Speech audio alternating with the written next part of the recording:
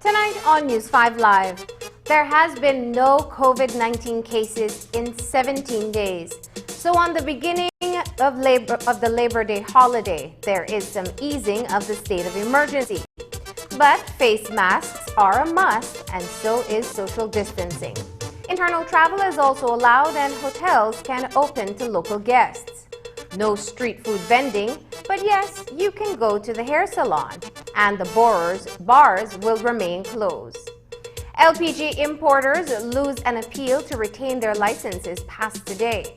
Bushfires are devastating, and over $100,000 in pantry supplies is donated to the Belize City Council by the All China Federation of Overseas Taishanese and Indian Communities. Generosity extends to Port Loyola residents. Details of these stories and more coming up in tonight's newscast. With over 100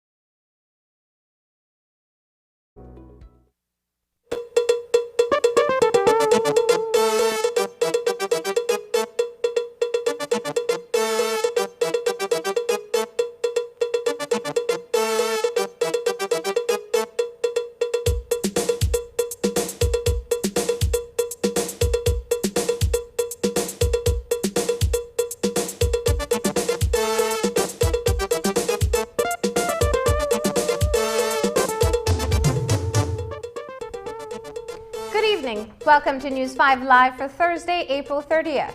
I am Marlene Cuellar. There have not been any new cases of COVID-19 for 17 days.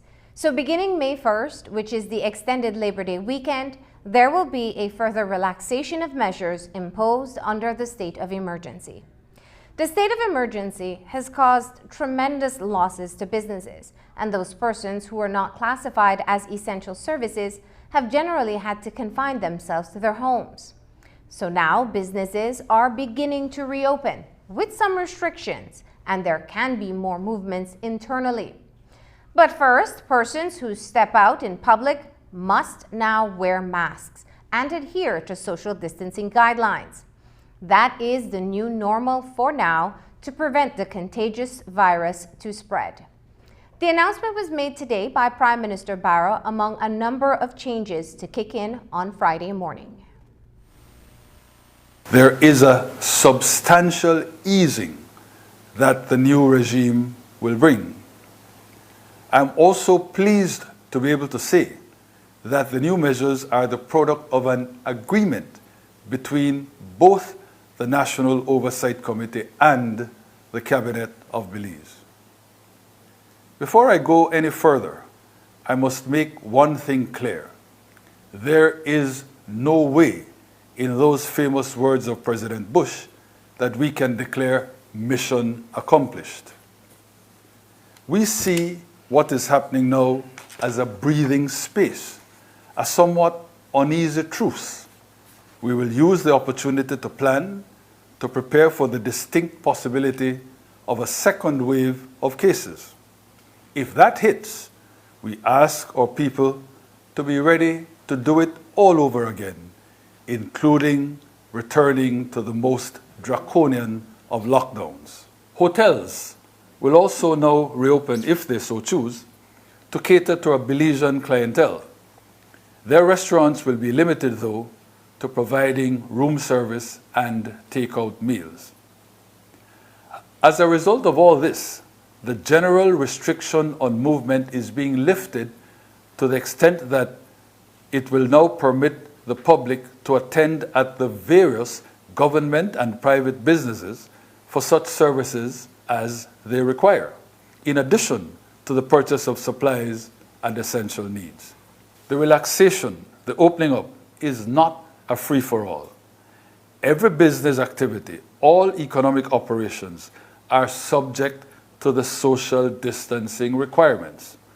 No public establishment can suffer any member of the public to enter its premises without wearing a face mask, and managers and staff must themselves wear the masks.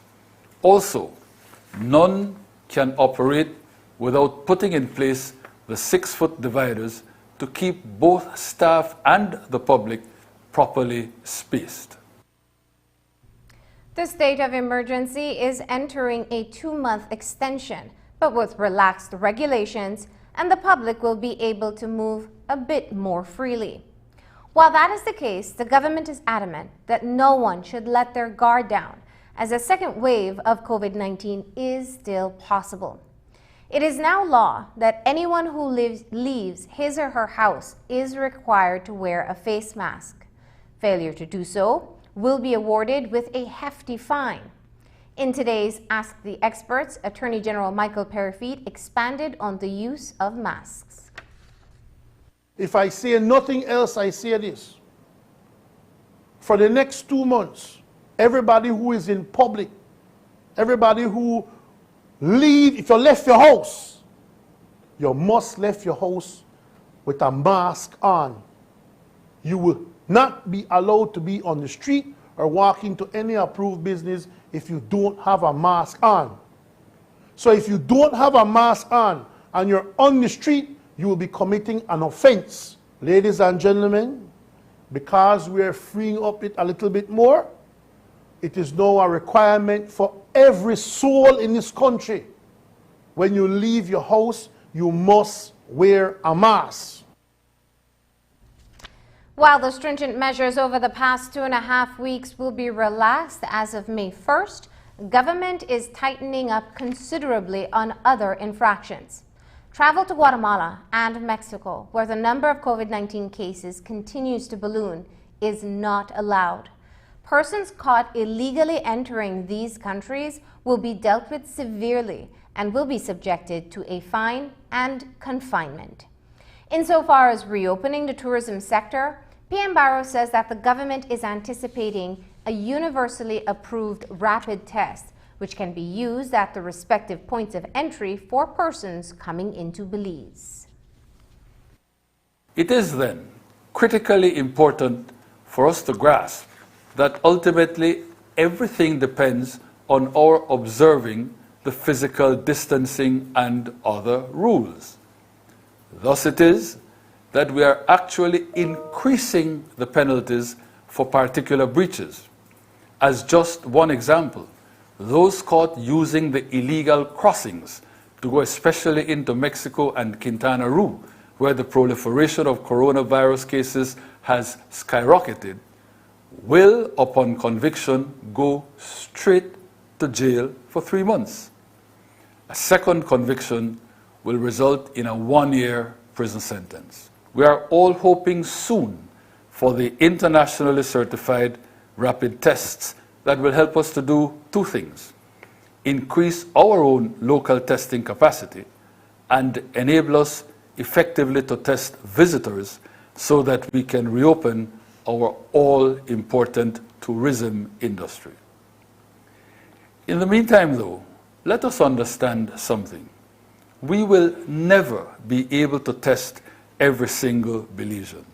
Furthermore, the science suggests that that is simply not necessary. What the international benchmarks from the WHO and others say is that there is no exact number of tests to aim for. A new statutory instrument to introduce another 60-day state of emergency comes into effect on Friday. Since May 1st is a public and bank holiday in observance of Labor Day, the private sector, those businesses that have been forced to shut down their operations, will not resume until Saturday. This morning, the Prime Minister outlined a schedule of businesses that will now be allowed to reopen, including call centers, where jobs are once again being advertised. Under the new SI, all government departments and all statutory bodies will reopen on Monday, May 4th. We have naturally added to the list of approved private sector businesses also permitted to operate. And those add-ons can actually begin on Saturday 1st May, after the Labor Day holiday, if they normally employ Saturday opening hours. Lawyers, accountants, real estate brokers are some examples of private sector professional service providers that are now on the approved list. There is as well a category compendiously described as local manufacturers, under which are carpenters, building contractors, plumbers, electricians, and so on, will also be able to operate. The wholesalers and retailers generally are being freed up, and even call centers can reopen, particularly for training purposes. Belize call center services are increasingly in demand as a result of the pandemic, and the centers can take on well over 1,000 new hires if training is allowed. Very, very significant for the economy. One of the relaxed measures which is bringing relief is that salons and barbershops are now allowed to open and operate. This is one area that in the past weeks the public has been desperately waiting for. There are, however, conditions under which these businesses will be able to operate. Attorney General Michael Perry-Feet elaborated on those requirements. When we say beauty salon, we mean hair, nails, or they say it, mani-pedi, or say it, manicure, pedicure, and hair. I don't want to be graphic, but I want to be precise. No massages, no spa. Sorry, ladies, no waxing right now. None of that can occur. Only thing that's allowed in the beauty salon is your hair, your finger, your manicure, and your pedicure. Hair, nails, hair, hand, and toe. And so that is allowed to be done now, but nothing that would be considered spa. Barbershops can now open, but the barber needs to have on a mask, and the customer needs to be wearing a mask as much as he or she can. But there is a big, big condition to these two things. It can only be done by appointment only. By appointment only. And at any given time, only 2 customers can be in the shop at the same time, except for the people who work there. If you're smiling all the way to the salon, one of the businesses still not allowed to operate are street side vendors. So the taco stands up the road and the rice and beans lady down the street will remain closed. Restaurants will continue to operate delivery and takeout services, and no vending is allowed during the extended state of emergency. For many families, vending is their source of revenue. A concerned vendor from Dangriga responded to News 5 on the issue, saying, quote, "Some of us are street vendors, and that's our income, and that's what we use to pay our bills. If we can't sell, how can we pay our house rent and utilities?" Unquote. It is a legitimate concern, but the Attorney General emphasized that street vendors are still not allowed to operate. Food vendors, no street food vendors. However, what if someone has a stall at the market that sells tacos, No, they can't. That's a food vendor. but they'd be able, what if it was takeaway? No, no, you go to the market to buy your vegetables and produce stuff like that. as such. If it's an established restaurant, and if you have a restaurant license in the market, then you're a restaurant. Yes. You do takeout, but if you don't have a restaurant license, then you can't operate as a restaurant. Restaurants at hotels are also restricted to providing room service. There's much more news after the break, so stay tuned. Belize is the only country in the region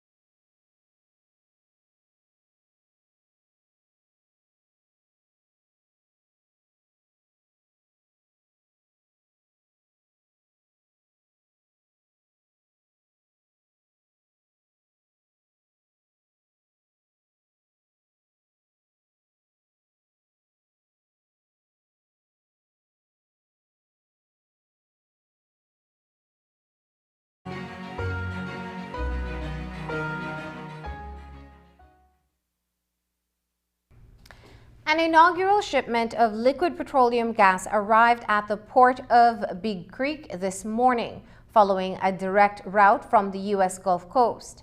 At news time this evening, the vessel is offloading 1.4 million gallons of LPG at a storage facility in the south. On Wednesday night, however, a panel of 3 judges presided over an appeal brought before the High Court by a group of LPG importers whose license to bring in butane and other gases expired today.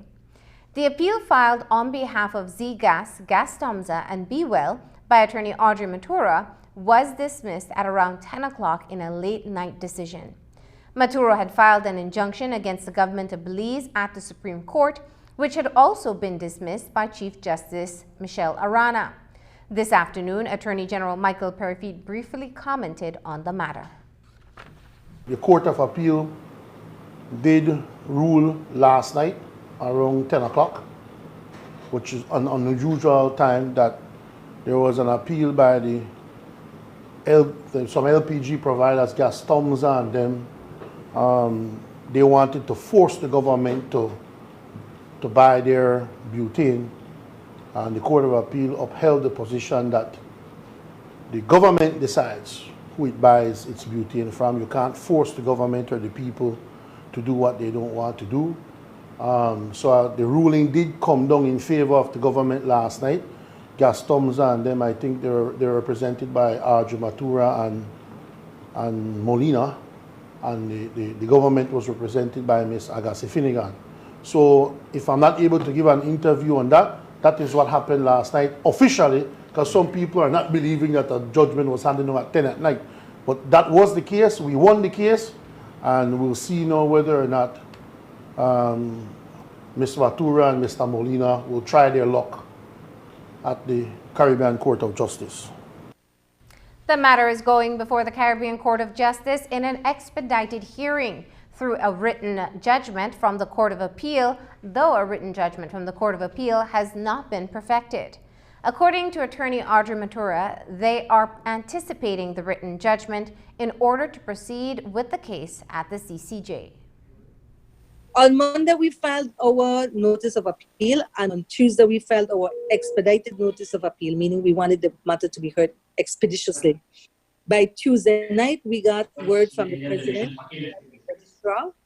that we had to file our legal submission supporting our notice of appeal at 9 yesterday, and the government attorneys filed this at 2.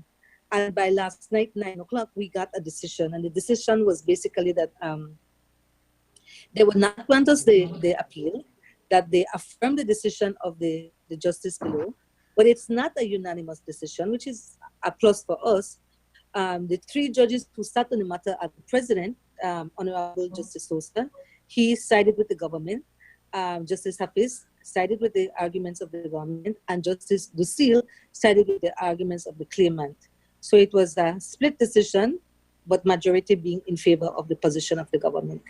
The written reasons, the reasoning that went behind their decision has not been handed down yet.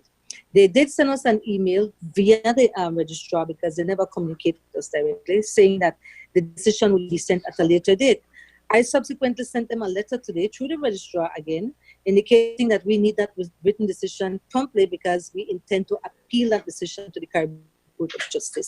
Right now, time is of the essence for us. So although they said they affirmed the decision below, we do not know the reasoning that went behind it. We're looking forward to hearing it, and we're definitely looking forward to hearing what's the dissenting decision in the matter.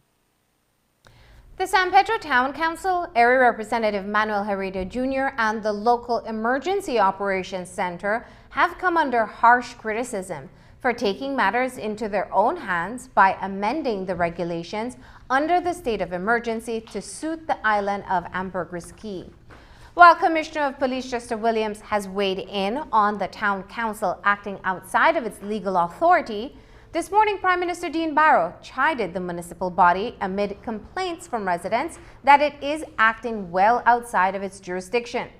The situation is reminiscent to a similar decision taken by the Caye Caulker Village Council several weeks ago, in which they too had to be reminded of their legal parameters. According to PM Barrow, If needs be, the police department will have to intervene to enforce the regulations under the national state of emergency.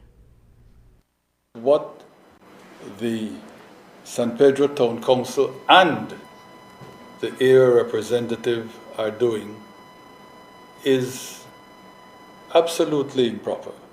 And I said that to the area representative during the course of the cabinet meeting on Tuesday. I was presented with some sort of official bulletin that on the face of it said it was being issued by the mayor of San Pedro, the area representative for Belize Rural South, and the local emergency operations center in San Pedro. And they purported, in fact they expressly declared, that they were modifying the regulation that is currently in place, and they were altering the measures set out in that regulation. I made it crystal clear to the minister that that is illegal.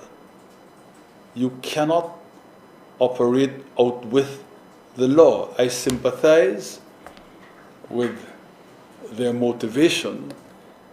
They think that they should go above and beyond what is set out in law as obtaining to the entire country. And when the minister is in fact put on the spot in that regard, he says, well, but the people in San Pedro, the people in Ambergris-Key are in total solidarity with what they're doing. I don't know about that.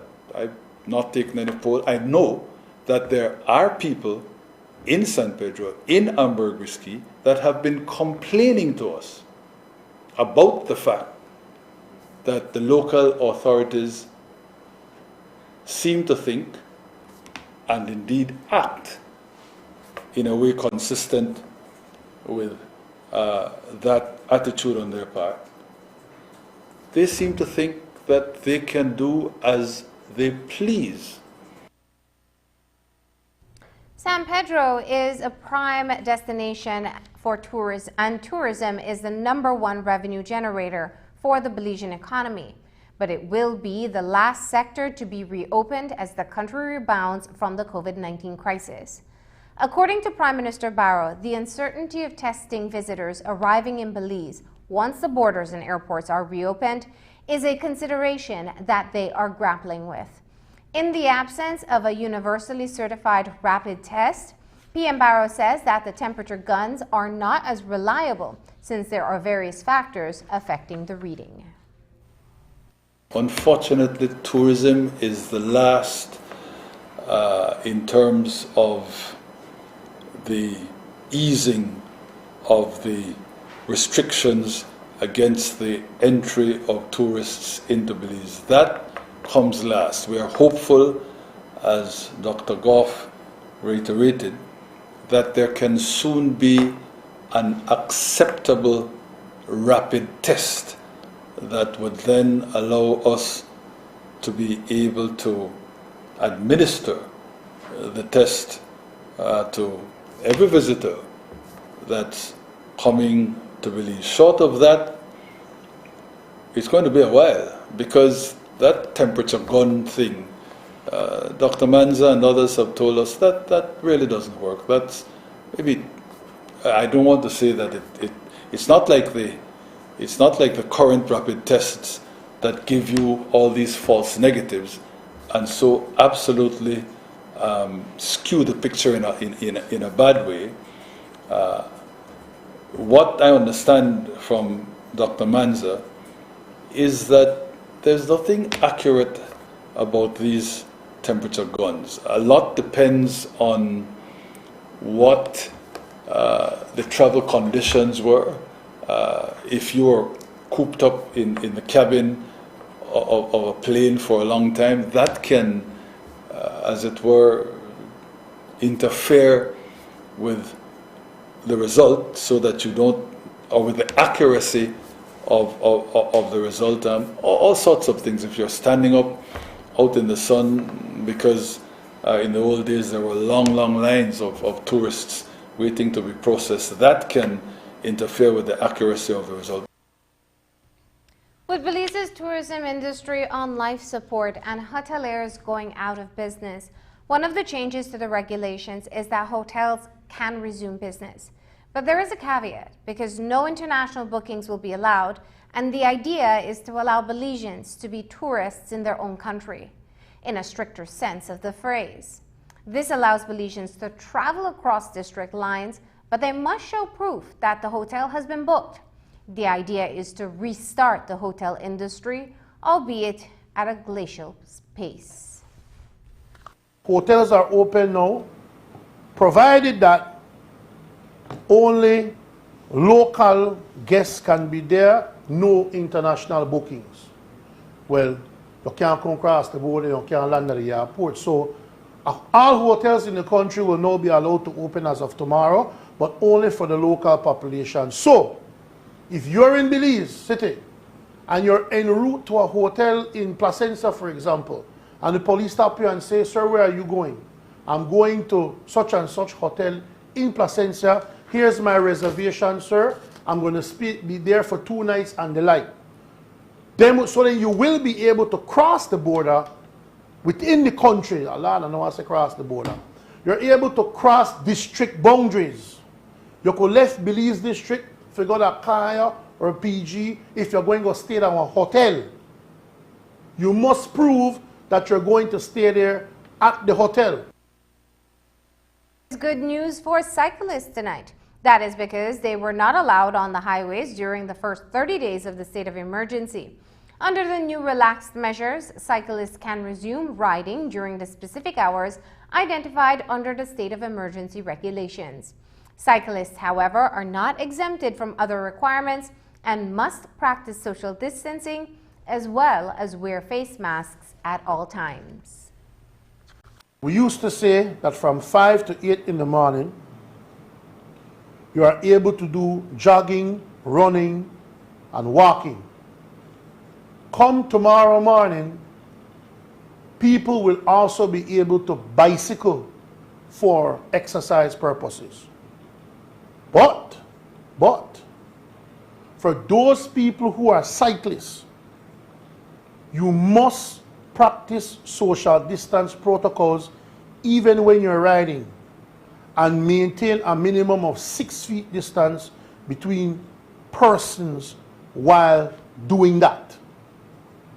So if you're going to ride, make sure that you're 6 feet apart from the next rider, and make sure that you cannot ride 2 abreast, single file down the road. Right? Single file, no 2 abreast.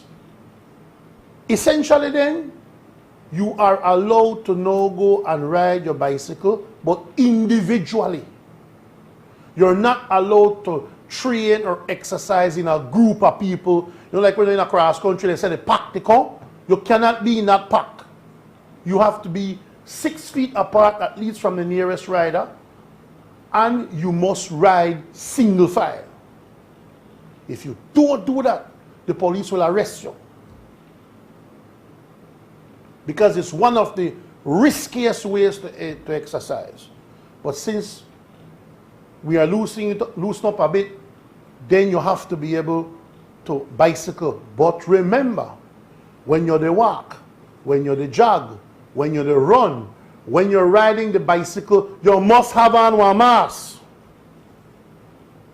So if you're not breathe good with the mask when you're the ride, no go ride. So once you're in a public place, a public street, once you left your house, you must have on a mask. So if cyclists who want to ride now, you must put on your mask. Not just a helmet, but your mask too. Gyms, however, will remain closed at this time. As to the game of chance, we also note that casinos remain closed and Bolido is also on lockdown. Help is slow to come for thousands of Belizeans who continue to wait for unemployment assistance through the government of Belize. More than 80,000 persons applied, but the process has proven to be tedious, one that sees a number of checks and balances as well as errors being recorded during the application process. Earlier this week, we reported that only 31,000 have been approved thus far. Prime Minister Barrow explained the delay. A little bit of a lag is to be accepted. There is the approval, and then the approved list is sent to finance. Finance then has to see what the quantum is that's required to pay those on the approved list, and then finance sends the money across to SSB, and SSB then, where they're able to, deposits the money in the accounts. So in the normal course of that sort of a process, there will be some little lag. But in addition to that, people make mistakes. The banks often send back to say, no, there is no such account number, or the name that you've given us and asked us to credit monies to that person. That name, we have somebody with a similar name, but it's not spelt in the same way. So there are those sorts of issues that crop up that would then mean that the committee has to go back and get in touch with the person whose account is not able to be credited, either because there is not an account, he's given the wrong number, or because he spelled some name wrongly, or some particular is inaccurate. After the break, the devastating effect of the fires on wildlife. And Mayor Bernard Wagner says there's no room at City Hall for the likes of Yellow Man. Save, save, save. The credit union way.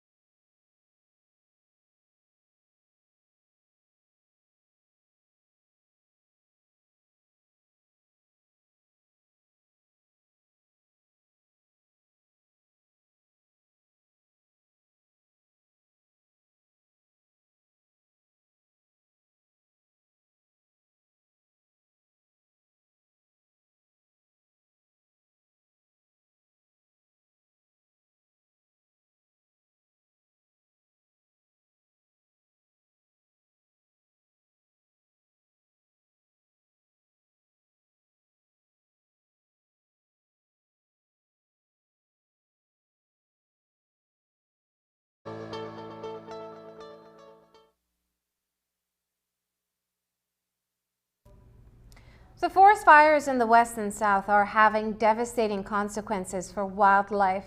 Panthera Belize, an organization that focuses on the future of wildcats, has been monitoring the situation. Recent field work brought to light the reality inside the burning forest. Small creatures are unable to outrun the fires and perish. Big cats, such as the majestic jaguar, are being displaced as trees and habitats burn. The damage is invaluable and has wide-ranging effects. News 5 spoke to Panthera Belize's country director, Dr. Bart Harmsen. One is a picture of a burned down howler monkey. At the time, there were actually two. And these animals, once they're caught in a tree, and the tree is, of course, very flammable, especially in very dry conditions like there are now. And the flames just engulf them. They cannot escape. And then they get burned down like that. And it's equally that you got the animals that are able to escape, that are then in an environment that has no food for them. There is no fruit. So there's one animal that we found equally that's just, it's not burnt. And it's a kinkajou. And it's a night animal. And it eats fruits and it lives in the trees. And that animal very obviously just starved to death in a burned out landscape at the time. So that's equally. Another one in turtles and snakes. We found many turtles and snakes that were there, and many other animals that were definitely influenced by it, and were running out of the forest. If you would throw out fruit or any other kind of food, just to see what was out there, they would all run around it. They would easily come to it. And we noticed that. So there is a high impact. Now that there will be a relaxation of certain measures of the state of emergency, municipal governments are looking towards an improvement in revenue streams. Since April 1st, most departments closed and revenues dried up to less than 10%. Earlier this week, traffic department services opened, and it is expected that with the ease to restrictions, there will be a gradual resurgence in the economic flow. Mayor Bernard Wagner says that the council is ready to continue with business. Our revenue stream had dried up significantly, down to like 10% of what we used to collect. Since we opened back Monday, it has picked up a bit, not to the level that we wanted to eventually reach. But again, it takes planning, it takes prudent financial discipline and financial management. And I think we have already met payroll for our staff at the half platform again for this payday right here, and we continue to work the system, and we do it with the knowledge that our people are suffering, and we want to be able to alleviate any type of suffering for our staff and the city residents as well. Even as the revenue stream at the municipal level is only trickling, Belize City Mayor Bernard Wagner says that he's not contemplating axing any of his staff. On Tuesday, however, PUP stalwart Keith Yearwood was sacked as assistant park manager with the city council. Yearwood is on record saying that he did not know that it was mandatory to wear masks when entering the traffic department. But the mayor says all managers were informed. Yearwood, who has been employed with the council since 2018, when the PUP took office, expressed entitlement to the job as a card-bearing member of the party. Well, today, Mayor Wagner came down hard on Yearwood. I was at the traffic department. I made a spot check on Monday, and the staff came in not wearing a mask, but the issue that I had with prior to him not wearing a mask is his attitude towards the little worker, the security guard that was tasked to ensure that the policy that we had implemented was being carried out. And all the security guard was telling him, listen, you cannot enter the city hall. I have a job to do, and you cannot enter. I'm not hearing this, so I'm just listening. And then he pushed the security guard and said, you don't know who I am. I am a manager of this council, and that doesn't sit with me. I don't care who you are. could be a PUP, UDP, it does not sit with me. We have to hold our managers accountable and to have, when I look at the news that he's speaking about being for the small man, no, you are bullying a small man, you are bullying, so don't tell me about that you are about the small people, no. You can't be bullying people, and this is the type of stance, this is the type of posture we need as leaders. I am appalled at the situation with Yellow Man. We have a government that sits around and have a person who is a mace bearer of the House, abuse a journalist, intimidate parliamentarians, and they sit and do nothing about it. For me, that's wrong in my books, and it's wrong. The City Council is the hierarchy that I answer to. I have the full support of the party hierarchy as well. Our party has no sacred cows. Our party has no sacred cows. And that is the message we are sending to all supporters. We have no sacred cows. In March, a state of emergency was declared to deal with the spike in gang-related gun violence in the city. Persons affiliated with 8 Southside gang groups were rounded up and placed at the Central Prison in Hattieville. It has been almost 2 weeks since a truce was reached, and 100-plus persons were released with a condition that they will keep the peace. While for the most part the work of the Conscious Youth Development Program and mediator Nouri Mohammed has been working, Compol Chester Williams says that they are monitoring disturbances by a Southside gangster in the Regis Street area as well as elsewhere. He warns that the department may invoke another state of emergency if needed because gang members will not be allowed to hold a community hostage. We continue to monitor the gang situation. It's at the forefront of what we do every day. The last thing we want is to have a gang flare-up in times like these, and so it is of paramount importance that they remain under our radar. CYDP have been busy. Mr. Noor has been busy as well, working with these different groups with a view to see how the peace can be maintained going forward. That is what we want. So far it's going well, I must say. We have not seen any incident coming from any of the groups that were in prison who are part of that state of emergency.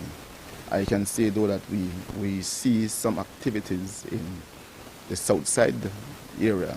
This is the area of Reggae Street, where the SSG, Southside gangsters, are, and we are monitoring that situation very closely.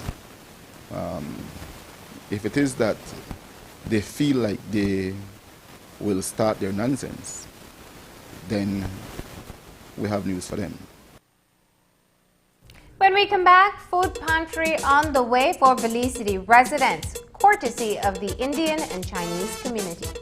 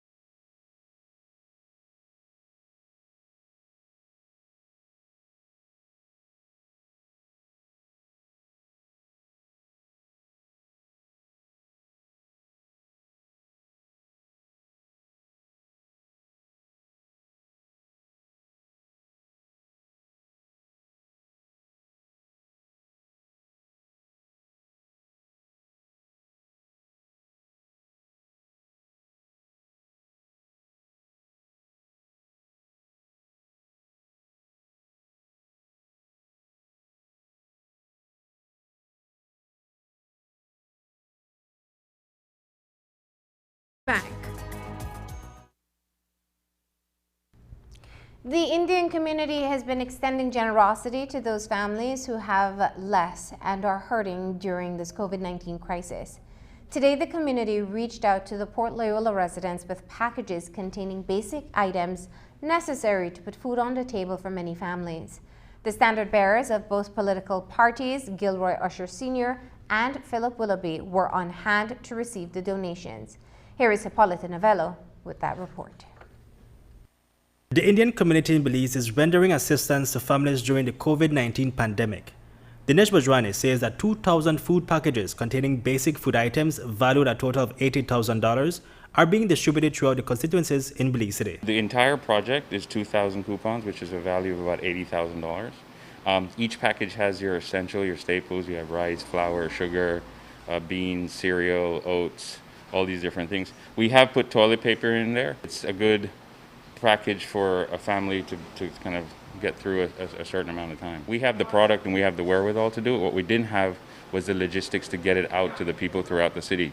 And so we got together and decided, let's work with area representatives, standard bearers, within the different constituencies within the city. Today, vouchers were given to the political leaders of Port Loyola. The UDP standard bearer, Philip Willoughby, received 50 coupons for distribution. I made a list of, again, and I start with those who are sick, those who are disabled, large, extremely large families, more than one family living on a property or in a single home.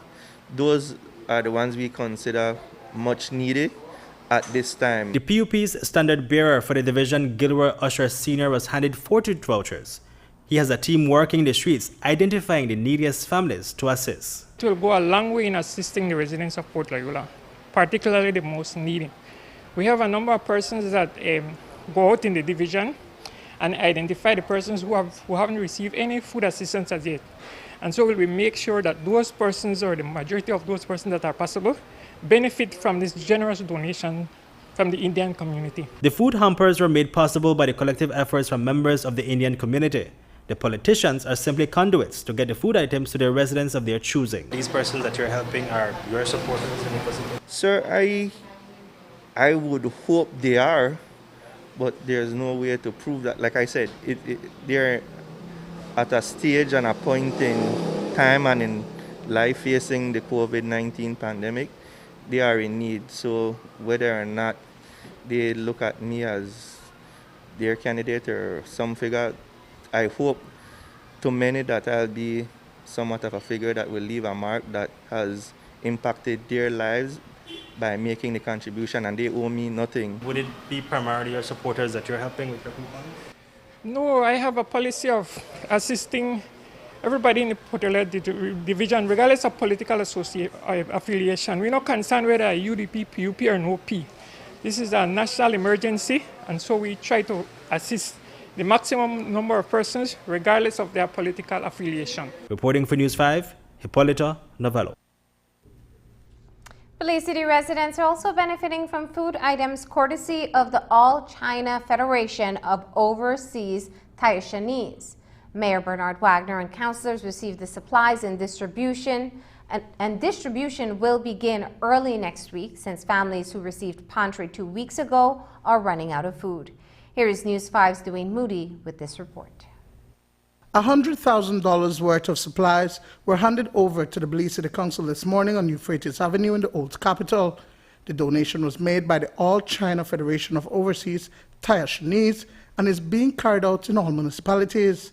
Secretary of the Federation, Wallace Shu, says that its members contributed about $500,000 worth of products for this initiative. Everyone knows that this COVID-19 impacts many families, and it affects many families and people who get affected by COVID-19. They lose their job, and then some of the people don't even get incomes. And you know that everyone is suffocated this time, so we decided to give a helping hand. And then we're assisting people there who really need the help and trying to do our best. And we also have our district branch. They are doing the same thing, as you guys can see over the internet. And also today, not only in Belize City, over Croassa branch, they are also be giving out some package of food and groceries. Noodles, rice, beans, and flowers, and paper towels and macaroni and cheese. There's many things. It's mostly food items where people can feed each other, and then like that's just something that we try ease down people's pressure, because right now everybody got affected by the COVID-19. Mayor Bernard Wagner, along with several councillors, was on hand to receive the donation. The neediest of the needy will be given assistance as early as next week, and Wagner says that they will ensure that everyone gets without there being any double dipping. I'm certain that our people and the people of the city would really welcome it, and we have to thank the Chinese community who have really stepped up to help the situation in the city. So in terms of identifying who will be the recipients of these donations, this pantry, talk to us about that. All Belize City residents. It doesn't matter, red, blue, green, all across the city. We will be packaging these items off over the weekend, and therefore next week I believe we could start distributing them across the city. But we don't play colors. It will be across the city. The mayor says that at this time the pantry issued weeks ago has been depleted, and it is a time to replenish the stock for Belize City families that have been adversely affected by COVID-19. We did a pantry program over the just prior to Easter, our council, to the tune of roughly about 50,000, and we were able to give out 1,500 pantry bags. This again coming at the end of the month as those supplies for homes begin to dry up. This will augment that again, and so help those people at least for the end of the month leading up to the 15th. Dwayne Moody for News 5. Coming up after the break, in healthy living, if COVID-19 interrupted your schedules, it's a good time to refocus on the vaccination of your children.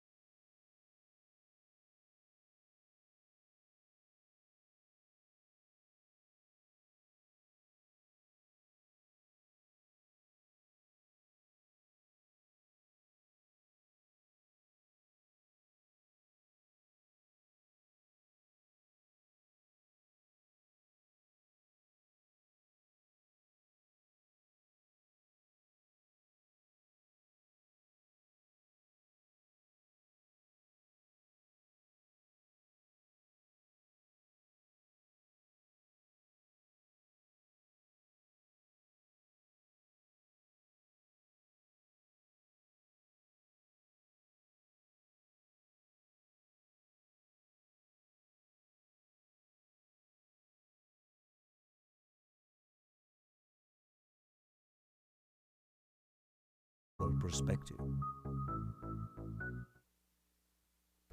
For the past few months, the only vaccine all of us have been talking or thinking about is one that could rid us of the current COVID-19 pandemic. And while that vaccine remains elusive, this week, Belize commemorated Vaccination Week in the Americas. Typically, it's a time to acknowledge the life-saving powers of vaccines. This year, the call for health systems around the world was to do their best in maintaining vaccination coverage, even during a pandemic. In tonight's Healthy Living, we find out how Belize is keeping up with its vaccination coverage.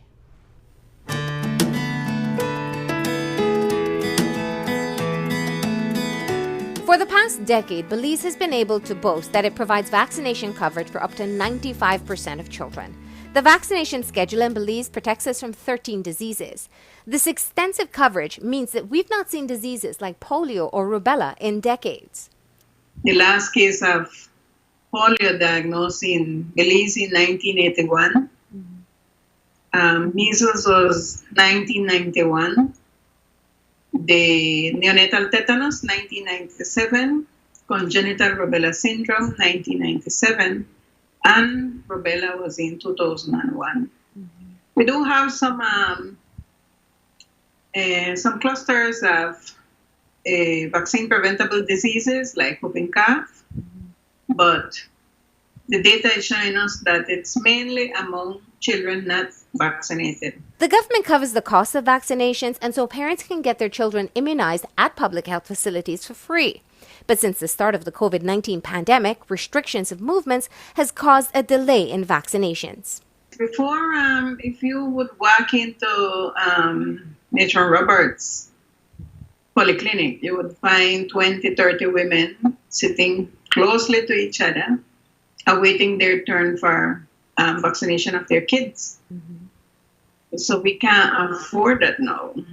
Traditionally, the Ministry of Health, in collaboration with the communities, with parents, we get a lot done through mobile clinics.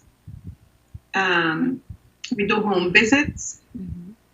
And some of these strategies we had to discontinue. I would say right now we have a delay about 2 months. And this situation is not unique to Belize. That's why health experts, like the director of the Pan American Health Organization, Dr. Carisaitain, make a call for countries to do their best to maintain vaccination coverage. If we fall behind on routine immunizations, particularly for children, we risk outbreaks, thus overwhelming hospitals and clinics with preventable diseases, in addition to COVID-19. History has shown us that after wars or epidemics, if we allow large gaps in immunization coverage, vaccine-preventable diseases like polio and measles can re-emerge. So what is the plan for catching up in Belize? So we had to prioritize. From the target population, which is about 35,000 children under 5, we are prioritizing newborns, ensuring that they receive the BCG vaccine and the hepatitis B birth dose before hospital discharge. The next group is children 9 months old. We only have 3 months more to help them to catch up with all the vaccines that they would be needing. And then the other group that we're targeting is the group of 12 months and 18 months old babies. Those need to reach to all of them to provide them with the measles containing vaccine, which is the MMR.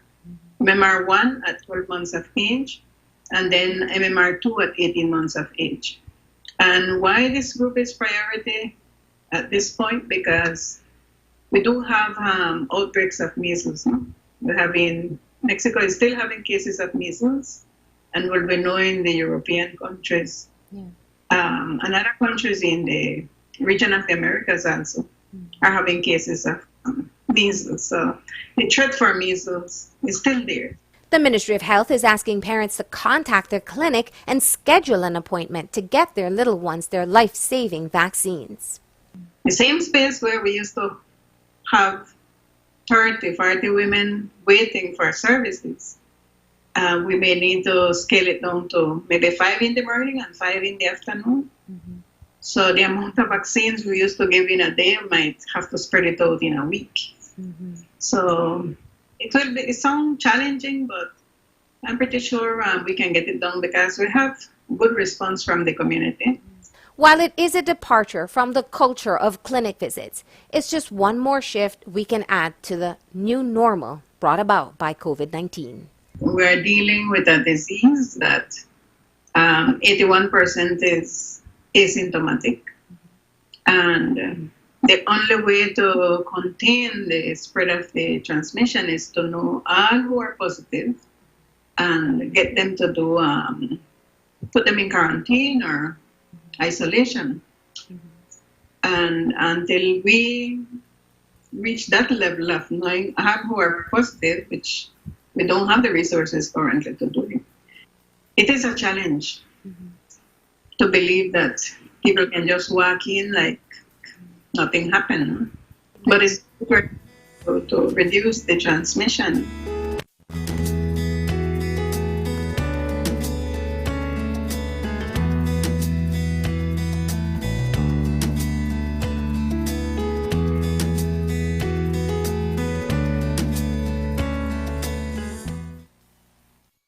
And that's the news. Don't forget that tonight's broadcast is available in both text and streaming video at channel5belize.com. You can also connect with us on our Facebook page at facebook.com/News5Live. I'm Marlene Cuellar. Thanks for joining us, and from all of us here at News 5, please remember to wash your hands, keep your social distance, stay home, and stay safe. Have a happy and safe weekend. Good night.